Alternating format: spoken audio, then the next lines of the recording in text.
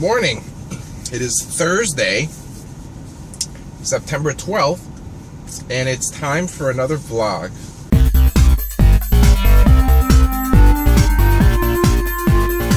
So, hi. Yes, it's been a minute again. I'm actually going to be heading to the gym in a moment. I haven't gotten my Devils tickets yet, which is interesting because the first preseason game starts on Monday. But this morning I got I checked tracking number that was given, and the tickets finally shipped. I think they would have shipped them faster, but you know, knowing that these tickets just don't magically appear, they have to get printed, and you know, all the whatever crap that goes inside has to you know, be packaged by somebody, so it takes time. Yesterday evening I had a Mets game with Wheeler pitching. We lost the game, but the Mets are doing something nice for their ticket holders. They are upgrading their seats, courtesy of Delta and, you know, whatever. I think really it's because there's just not a lot of people going to games now since the you know, it's September. The team isn't going to, you know, postseason, so there's no real sense for people to go, other than those who pay for the tickets, you know, like season ticket holders or plan holders or whatever. So I think this is just a way to get people, at least shift people down to the lower level, so at least the park looks fuller. I'm not complaining. I think it's still a nice thing that they do it to begin with. I mean, they could just say, screw it, you know, stay where you're sitting, even though 90% of the lower level is empty. But it's nice. They sat me, yesterday they sat me in section 111, which is on the first base side, 17 rows up from the field. So I took a few pictures with my phone. I didn't think the seats would be that good, so I didn't bring my camera. I would have brought my camera if I had known the seats were that good, so I could have taken some better pictures. But you know, even with this phone's digital zoom, I mean, you could see the players. You could definitely hear the players, because section 111 and 112 are right behind the dugout for the Mets. Yeah, so I mean, the tickets, the seats were really nice. It's a nice gesture that they upgrade the seats. They did once for me during the summer as well. I think they were doing some special event on my floor, and the whole area was blocked out, and I didn't have to leave. I could have stayed there, but they said, you know, just, you know, to make it more convenient for you, we'll offer to move you to better seats, and they moved me down to the field level as well. Those seats were not as close, but they weren't bad either. They were, I think it was row 24 or 25 or something. That one, those seats were on the third base side, which is what I prefer. I like the viewing angle from that end of the park better. You can actually see faces and stuff. From the first base side, you don't really see a lot of bases, but you could see the pitching a little better, which I noticed. One thing I'll rant about for a minute is these freaking vendors. Oh my god, these vendors. Hot dogs, beer, water, pretzels, Italian ice is here, and it's not like they come down once during your eye, you know, down your aisle. They came down like 65 million times. And the funny thing is, when the beer vendors would clash on each other, like you would have one beer vendor coming down, and then another beer vendor would come down like a minute later. You know, in this case, you know, you'd have two beer vendors coming up and down the aisle at the same time, which I think was funny.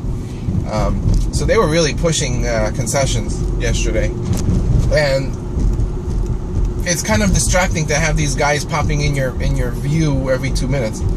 It was literally like every minute or 2 minutes somebody was coming down trying to sell you something. On top of that, they actually have in-seat service, the seats I was sitting in, so the seats must be a premium seats or something. You'd have a guy running around with like a wand and a little PDA kind of machine, and he had a little menus. He'd give you the menus. It's really the same stuff they have at the concession stand. There was a few other items that on there. I saw sushi on the list, and They had mixed drinks like margaritas and things like that. You order to him, and then somebody would come and bring it to you, like right to your seat, which I think is nice. Alrighty, so the workout was pretty good. It's almost 10 a.m., so I'm actually going to be off to the UPS customer service counter to pick up my Devils tickets. Yay! Hi there. So I am almost at the UPS customer service counter. It's like a little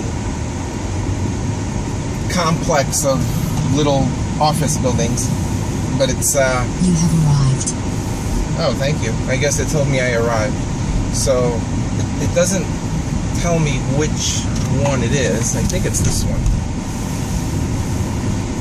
As you can see, there's lots of little offices down here, but doesn't particularly tell me where it is. I think it's this one. It's all the way down, from what I remember. I don't usually have to come here because the UPS driver usually comes in the evening, but this particular shipment was early.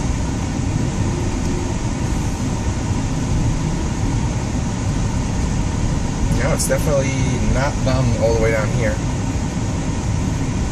Maybe it is. I don't think so. I guess I'll go over there.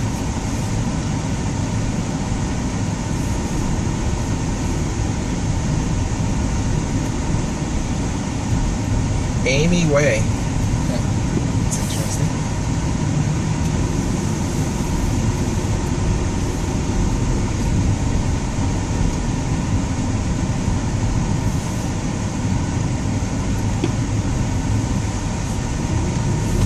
That was close.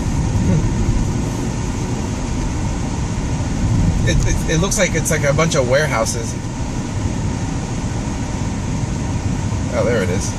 There, I think.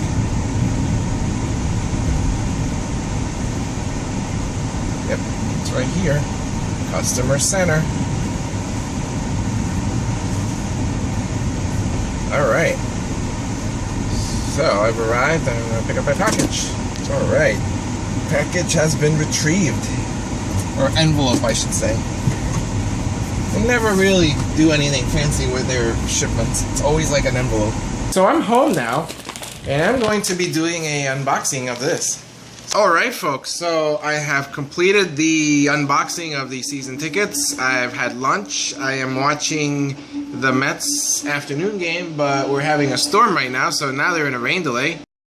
Other buildings along this popular boardwalk on the Jersey Shore. It began in a very popular, very well-known yogurt store owned by a family for many, many years.